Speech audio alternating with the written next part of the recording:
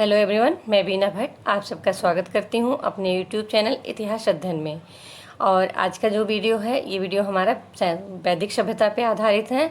और कल तक जो वीडियो अपलोड किया है मतलब लगभग 7 वीडियो, और कल आखिरी वीडियो जो था 7वां वो सिंधु सभ्यता पे था। कल की वीडियो में एक मिस्टेक हो गई है जिससे कि अपलोडिंग के समय में जैसे कि पहला क्वेश्चन जो है ना तो वो उसकी रिकॉर्डिंग जो है शो नहीं कर रहा, आपको सुनाई नहीं पड़ रहा, ना तो आंसर शो कर रहा कि मैंने उसमें क्या सही गलत बताया है। तो मैंने उसको जाके कमेंट बॉक्स में मैसेज टाइप करके पिन कर दिया, उसका आंसर उसमें बता दिया है। तो अगर आप लोगों ने वीडियो देखा है, आपको लगता है कि ये प्रॉब्लम आपने देखी होगी, तो आप कमेंट बॉक्स में जाके मैसेज देखेंगे तो वहाँ पर उसका आंसर मैंने क्लियर कर दिया है। तो आज का जो वीडियो है ये हमारा वैदिक सभ्यता पे है, और वैदिक सभ्यता का पे आधारित है हमारा पहला वीडियो जो कि हम पार्ट 1 से डालेंगे। और सिंधु सभ्यता का मैंने 7 वीडियो डाला, पर उसमें ये हुआ कि मैंने पार्ट 2 पार्ट 1 ऐसे करके नहीं डाला है। तो वीडियो आगे पीछे आप जो भी हैं आपको शो करते हैं, 7 वीडियो है मैंने बता दिया है, उसको आप सर्च करके देख लीजिएगा। बहुत ही इंपॉर्टेंट क्वेश्चन है। और वैदिक सभ्यता से संबंधित भी हम 5-6 वीडियो जो भी हमको लग रहे हैं कि बहुत ही इंपॉर्टेंट फैक्ट से संबंधित क्वेश्चन है वो हम लेके आ रहे हैं। और अगर कोई मिस्टेक है तो आप लोग चाहेंगे कि कुछ क्वेश्चन और भी इंक्लूड किया जाए तो कमेंट बॉक्स में प्लीज़ आप अपने क्या कहते हैं फीडबैक दीजिएगा, आप कमेंट करिएगा तो हम उससे संबंधित क्वेश्चन भी बनाएंगे। और आइए आज इस मॉक टेस्ट को हम स्टार्ट करते हैं। आज का जो मॉक टेस्ट है वो हमारा इससे संबंधित है, जैसे कि क्वेश्चन आते हैं कि ऋग्वेद के प्राचीनतम भाष्यकार कौन है, साम संहिता, सामवेद या अजुर्वेद, मतलब जो भी इससे संबंधित भाष्यकारों पे ही ज़्यादातर आधारित या इंग्लिश में सबसे पहले इसी पे आधारित हैं। तो आइए देर न करते हुए स्टार्ट करते हैं इस वीडियो को। और इस मॉक टेस्ट का पहला क्वेश्चन क्या है? A new approach to the Vedas में वेदों को सिद्धों की वाणी कहा गया है। A new approach to the Vedas में वेदों को सिद्धों की वाणी कहा गया है। इस पुस्तक के लेखक कौन है? अब यहाँ पे देखिए, एक तो आप अगर इस पुस्तक का ऑप्शन में नाम दिया है इसको जान जाएंगे। दूसरे इस क्वेश्चन में ये आ गया कि किस पुस्तक में कहा गया है वेदों को सिद्धों की वाणी, तो a new approach to the Vedas में। तो इसका सही उत्तर जो है आप ऑप्शन पहले देखिए, डॉक्टर आनंद कुमार स्वामी, स्कंद स्वामी, मैक्स मुलर। अब यहाँ देखें तो वेदों से संबंधित ये तीनों नाम ही बहुत ही महत्वपूर्ण हैं, बहुत ही इम्पोर्टेंट हैं, क्योंकि इनसे संबंधित क्वेश्चन आते हैं और आए भी हैं एग्ज़ाम में। तो इसका सही उत्तर है डॉक्टर आनंद कुमार स्वामी। अब आइए देखते हैं हम क्वेश्चन नंबर 2। तो क्वेश्चन नंबर 2 है, निम्नलिखित में से कौन ऋग्वेद के प्राचीनतम भाष्यकार थे? क्वेश्चन क्या है? ऋग्वेद के प्राचीनतम भाष्यकार थे। अब यहाँ पे वेंकट माधव, स्कंद स्वामी, भाष्यकार शायण। अब इसमें भी देखेंगे आप, चाहे शायण हो, चाहे स्कंद स्वामी हो, चाहे वेंकट माधव हो, सभी क्या कहते हैं ऋग्वेद से संबंधित हैं कहीं ना कहीं, और सभी से जुड़े हुए क्वेश्चन बनते भी। और सभी अगर देखे जाए तो इस मॉक टेस्ट के या आप ऋग्वेद से भी संबंधित बहुत ही इम्पोर्टेंट पर्सन हैं, उनसे जुड़ा हुआ कुछ ना कुछ फैक्ट है ही है जो एग्जामिनर कहीं ना कहीं क्वेश्चन इनसे जुड़ा बना ही देते हैं। तो यहाँ जो सही उत्तर है उसका है। और ये क्वेश्चन जो है कि ऋग्वेद के प्राचीनतम भाष्यकार, इनसे संबंधित क्वेश्चन अभी 2019 के ही, जहाँ तक मुझे याद है 2019 के ही नेट जेआरएफ एग्ज़ाम में ये पूछा भी गया है। तो इसका सही उत्तर है स्कंद स्वामी। तो ऋग्वेद के प्राचीनतम भाष्यकार हैं, तो आपको सही ऑप्शन है स्कंद स्वामी। अब स्कंद स्वामी कहाँ के थे? गुजरात के वल्लभी के निवासी थे।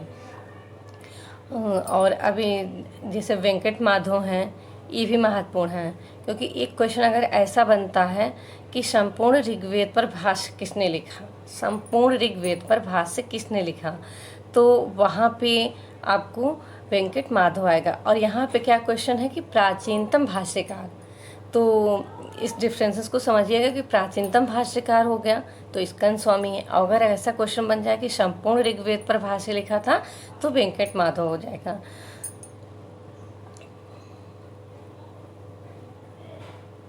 आइए देखते हैं अब मॉक टेस्ट का हम तीसरा क्वेश्चन क्या है कि साम वेद संहिता के प्राचीनतम भाष्यकार थे।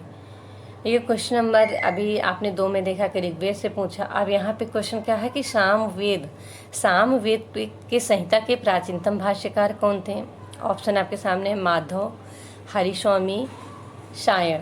तो यहाँ पे जो सही उत्तर है वो है आपका माधव। अब यहाँ पे देखिए हरिस्वामी भी हैं, ये भी अभी इससे जुड़ा क्वेश्चन आप देखेंगे, इसी मॉक टेस्ट में देखेंगे। ये नाम जितने भी दे रहे हैं सभी के सभी बहुत इम्पॉर्टेंट हैं, क्योंकि किसी ने सामवेद पर, किसी ने ऋग्वेद के, किसी ने अथर्ववेद से संबंधित, तो कोई इंग्लिश में अनुवादक को लेके सभी के सभी जितने नाम हैं बहुत ही इंपॉर्टेंट। इस सबको आप अच्छे से लर्न कर लीजिएगा। एग्ज़ाम में कहीं ना कहीं क्वेश्चन बन के आएगा ही इससे संबंधित, तो कोई मिस्टेक नहीं होनी चाहिए वहाँ पे।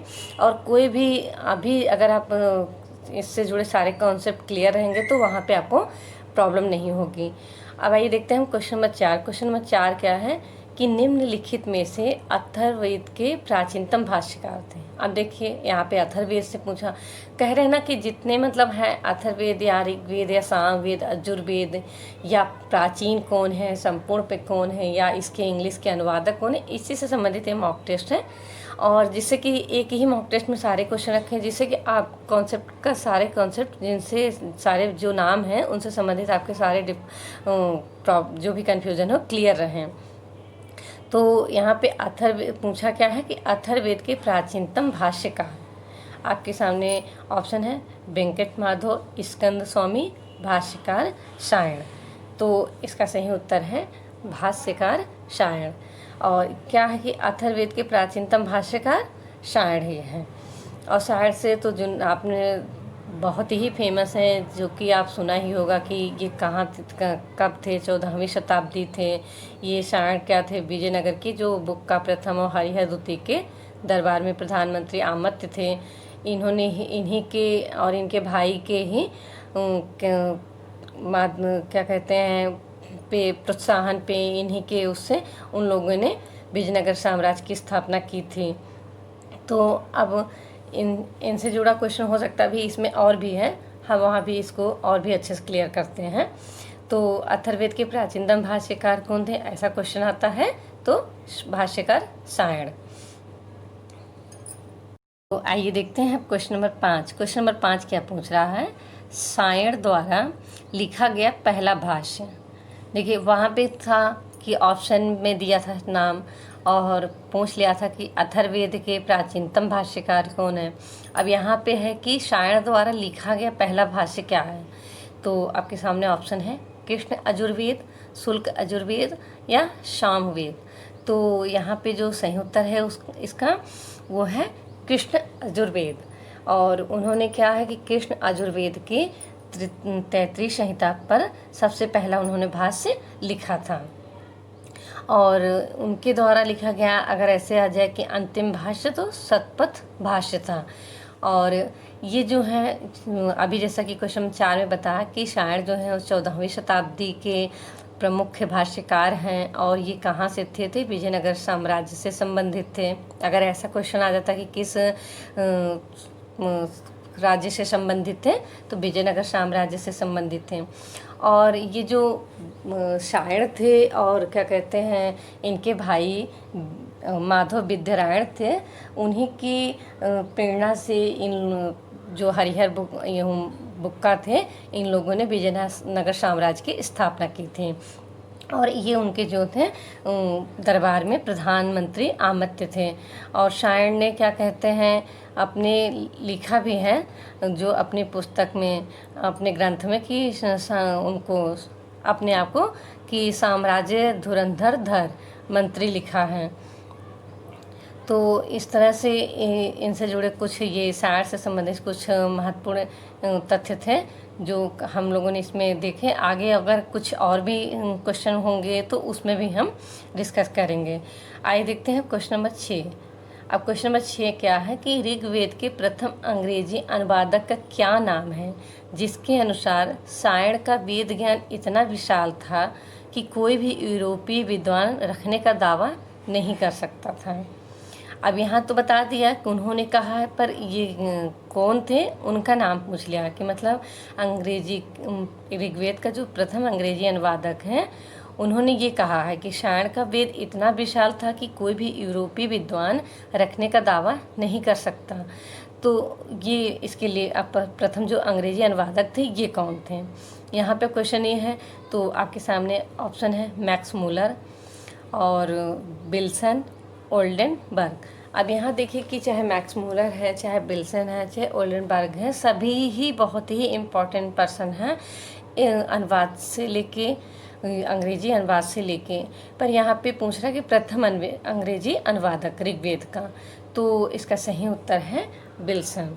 ये बिल्सन है जो कि ऋग्वेद के प्रथम अंग्रेजी अनुवादक हैं। इन्होंने ही कहा है कि सायण का वेद ज्ञान इतना विशाल है कि कोई भी यूरोपीय विद्वान इसे रखने का दावा नहीं कर सकता है। अब इनसे संबंधित बहुत सारे तथ्य हैं जो कि हम आगे अभी क्वेश्चन में डिस्कस करेंगे। देखते हैं क्वेश्चन नंबर 7। क्वेश्चन नंबर 7 क्या है कि किसके कथन अनुसार यदि सायण के द्वारा की गई अर्थ की लड़ी हमें नहीं मिलती तो हम इस दुर्भेद किले के भीतर प्रवेश नहीं कर पाते। वास्तव में सायण अंधे की लकड़ी है।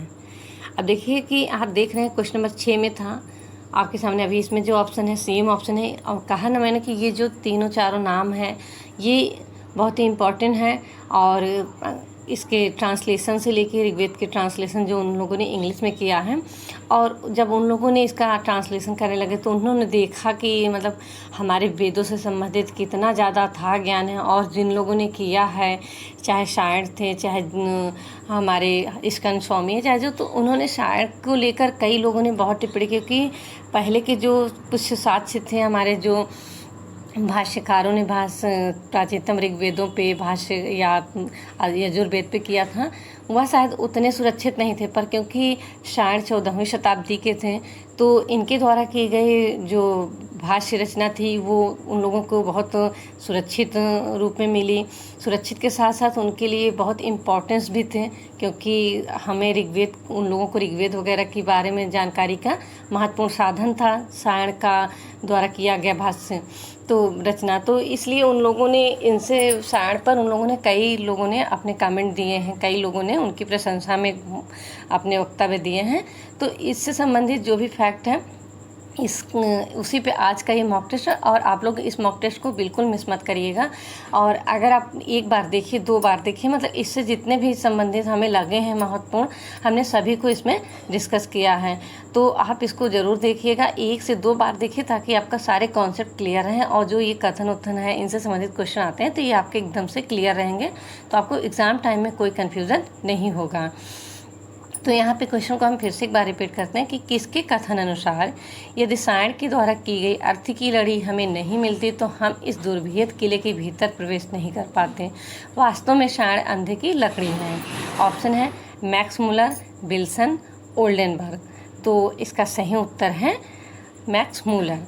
मैक्स मूलर आप जानते होंगे कि इन्होंने वेदों का सेक्रेड बुक ऑफ के नाम से इन्होंने ट्रांसलेशन किया है, और इसके साथ साथ इन्होंने ये संस्कृत से इतने प्रभावित थे कि इन्होंने अपना नाम मैक्स मूलर से मोक्ष मूल भट्ट भी कर लिया था। तो आइए अब देखते हैं हम क्वेश्चन नंबर 8 को। क्वेश्चन नंबर 8 क्या है? ऋग्वेद पर सर्वोत्तम अंग्रेजी भाष्य किसका है? ऋग्वेद पर सर्वोत्तम अंग्रेजी भाष्य किसका है? इनका वैदिक समालोचन में वही स्थान है जो वेदांत में शंकराचार्य का है। अभी देखिए, फिर इसमें भी देखेंगे तो आप ऑप्शन वही 3 है, पर इनसे संबंधित क्या कहते हैं फैक्ट सबके अलग अलग हैं। और सब हर क्वेश्चन में आप देख रहे होंगे कि ऑप्शन अगर मैच भी कर रहा है तो आंसर जो है अलग ही रहता है। तो यहाँ पे देखिए कि ऋग्वेद पर सर्वोत्तम अंग्रेजी भाष्य किसका है? इनका वैदिक समालोचन में वही स्थान है जो वेदांत में शंकराचार्य का है। Max Muller, Bilson, Oldenburg.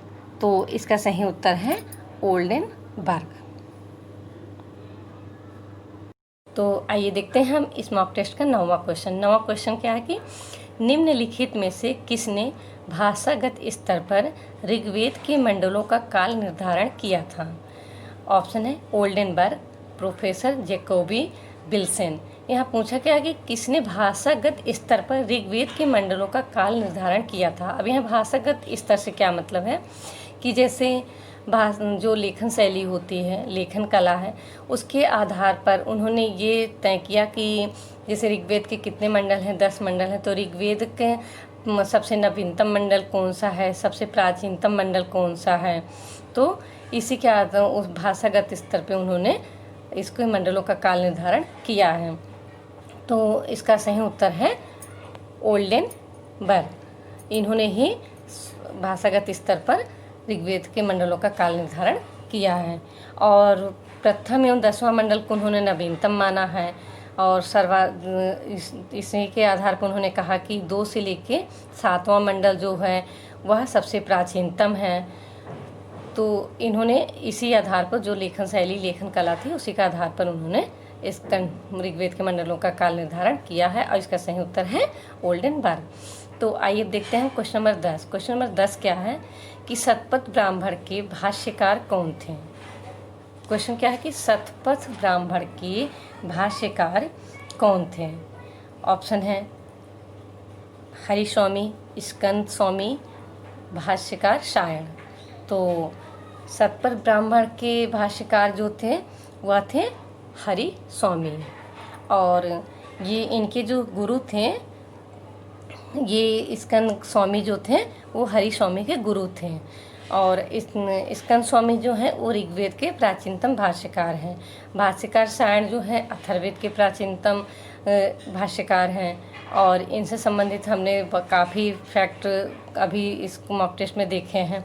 तो ये रहे जो कि भाष्यकारों पे आधारित था, जो ऋग्वेद के और वेदों से के भाष्यकार थे उन्हीं पर आधारित है, या जो उनके ट्रांसलेशन से थे, अंग्रेजी ट्रांसलेशन से संबंधित थे उस पर था।